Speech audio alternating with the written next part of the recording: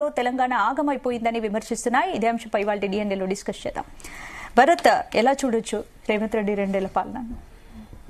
So 2 సంవత్సరాలకు సంబంధించి ఇప్పుడు డిసెంబర్ 7న ప్రమాణ స్వీకారం చేశారు. 2 ఇయర్స్ అయింది. ఈ 2 సంవత్సరాల్లో వెల్ఫేర్ ఒకటి, డెవలప్మెంట్ ఒకటి.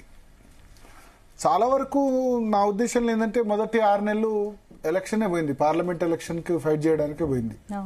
ఆ తర్వాత మిగతా సంవత్సరంన్నర నడుస్తుంది. అంటే పెద్ద గొప్ప అచీవ్మెంట్స్ అని మనం ఏం చెప్పలేం. ఇది సాధించింది అంటే 2 సంవత్సరాలు మెజర్ వేయడం కూడా కరెక్ట్ కాదు. అంతకుముందు కేసీఆర్ 10 సంవత్సరాలు రూల్ చేసిన తర్వాత 2 సంవత్సరాల్లో మనం పరిపాలన మెజర్ చేయలేం. కానీ ఒకటి మేజర్గా రేవంత్ సర్కార్ ఎదుర్కొంటున్న ఇబ్బంది ఏంటంటే ఫైనాన్షియల్ క్రైసిస్, ఫైనాన్షియల్ మేనేజ్మెంట్.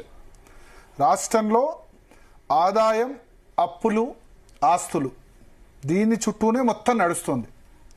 చాలా సంక్షేమ పథకాలు లేకపోతే అభివృద్ధి చేయాలంటే డబ్బులు లేని పరిస్థితి. వెల్ఫేర్ స్కీమ్స్ ఇప్పుడు 6 గ్యారంటీలు ఇచ్చారు. 6 గ్యారంటీలు ఇచ్చేటప్పుడు ఏమన్నారు, మేము లంక బిందెలు ఉన్నాయనుకున్నాం కానీ ఇక్కడ ఏం లేవు అని చెప్తున్నారు. అందుకనే ఫస్ట్ సమావేశాల్లోనే వైట్ పేపర్స్ రిలీజ్ చేశారు. రాష్ట్ర ఆర్థిక పరిస్థితి మీద శ్వేతపత్రాలు రిలీజ్ చేశారు. 6 గ్యారంటీలు ఇంప్లిమెంట్ అయినాయి. మొన్న చెప్పినట్టు ఫ్రీ బస్ ఒకటి ఇంప్లిమెంట్ చేశారు. 200 యూనిట్ల లోపు ఉచిత విద్యుత్ ఒకటి ఇచ్చారు. గ్యాస్ సిలిండర్ ఒకటి ఇచ్చారు. రుణమాఫీ ఒకటి 20,000 కోట్ల వరకు, 2 లక్షల లోపు రుణమాఫీ. అంటే దాదాపు ఉన్న వాళ్ళు 60-70% మందికి దాదాపు రుణమాఫీ చేశారు. మొత్తం మందికి కాలేదు, బట్ 60-70% రుణమాఫీ అయింది. దేశంలో 20,000 కోట్ల రుణమాఫీ చేసిన వేరే రాష్ట్రం లేదు. అయినా సరే 20,000 కోట్ల రుణమాఫీ చేసినా రైతుల్లో పెద్ద సాటిస్ఫాక్షన్ లేదు. ఎందుకంటే రైతు బంధు, రెగ్యులర్గా వచ్చే రైతు బంధు 2-3 విడతలు ఎగ్గొట్టిన పరిస్థితి. అంటే మీకు ప్రజలు ఏంటంటే గతంలో వస్తున్న స్కీమ్, ఇప్పుడు ఉచిత విద్యుత్ ఉంది. రాజశేఖర్ రెడ్డి 2004లో ఇచ్చాడు. ఎన్ని సంవత్సరాలు అయింది? 21 సంవత్సరాలు. ఇప్పుడు నేను ఉచిత విద్యుత్ ఇస్తున్నా అంటే నీ అకౌంట్లో వేయరు, అది రాజశేఖర్ రెడ్డి అకౌంటే. రాజశేఖర్ తర్వాత కేసీఆర్ ఇచ్చాడు. కేసీఆర్ వచ్చేమన్నాడు, నేను 24 గంటల ఉచిత విద్యుత్ ఇస్తా అన్నాడు. ఇచ్చారు కూడా. ఇవ్వడం వల్ల ఆయన కొంత ప్లస్ అయింది. 24 గంటలు ఇస్తున్నాడు ఉచిత విద్యుత్ అని చెప్పి.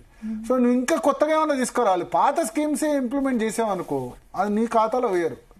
ఉచిత విద్యుత్ అంటే అది రాజశేఖర్ రెడ్డి అయ్యి, రోషయ్య అయ్యి, కిరణ్ కుమార్ రెడ్డి అయ్యి, కేసీఆర్ వచ్చినా నువ్వు ఇంకేమన్నా కొత్తగా వేస్తే నీ అకౌంట్లో వేస్తారు. పనికి ఆహార పథకం లేకపోతే ఉపాధి హామీ పథకం నేను తీసుకొచ్చా, నేను పెంచా అంటే కుదరదు. అది మన్మోహన్ సింగ్ అకౌంట్లో వేశారు, 2009లో గెలిపించారు.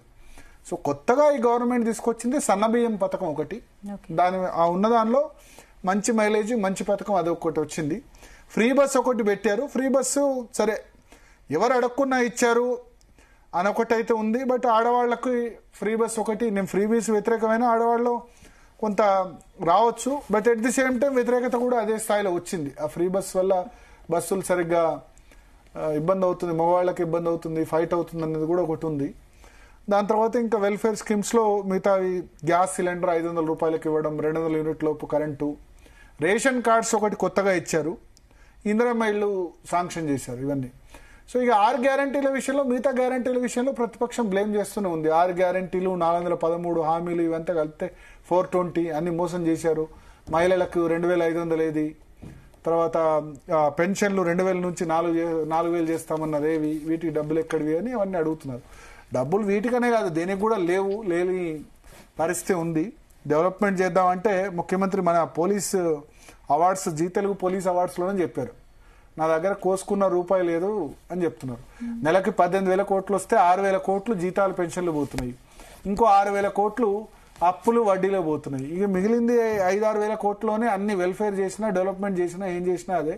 అంటే 66% మనీ పోతుంది. ఇక మిగిలింది ఆ 33 రూపాయలలోనే ఖర్చు చేయాలి. ఎక్కడి నుంచి ఇవ్వాలి? దీనిలోనే మళ్ళీ రిటైర్డ్ ఉద్యోగులకు ఇవన్నీ ఇవ్వాలి, బెనిఫిట్స్ ఇవ్వాలి, ఆరోగ్యశ్రీ ఇవ్వాలి, ఫ్రీ బియ్యం ఇవ్వాలి, ఇన్ని పథకాలు ఇవ్వాలి అని చెప్తున్నారు. సో అదే ఇబ్బందులు ఉన్నాయి. మాట్లాడదాం 2 సంవత్సరాల పరిపాలన మీద ఒపీనియన్. మనతో పాటు శరత్ గారు జాయిన్ అవుతున్నారు అనలిస్ట్గా. అదేవిధంగా రాకేష్ రెడ్డి గారు భారతీయ జనతా పార్టీ నుంచి మనతో పాటు జాయిన్ అవుతున్నారు. క్రాంతి కిరణ్ గారు ఆందోళ్ మాజీ ఎమ్మెల్యే కూడా ప్రస్తుతం లైవ్లో సిద్ధంగా ఉన్నారు. ముందుగా శరత్ గారు, ఏంది మీ అనాలిసిస్ ఏంటి?